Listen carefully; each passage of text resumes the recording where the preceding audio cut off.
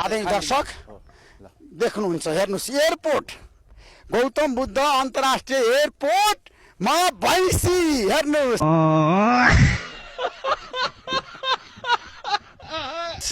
यसरी भैँसी चराइराखेको छ। हेर्नुहोस्, ऊभन्दा दक्षिण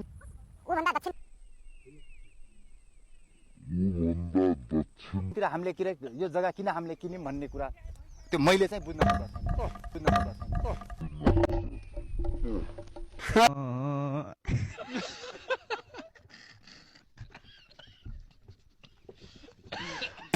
यस्तो अवस्था छ मन्जु, हामी देखाइराखेका छौँ भैँसी एयरपोर्टमा भैँसी कुदिरहेको छ। आदरणीय दर्शक हेर्नुहोस्, एयरपोर्टमा प्लेन उड्नु पर्थ्यो, प्लेन उड्दैन, भैँसी।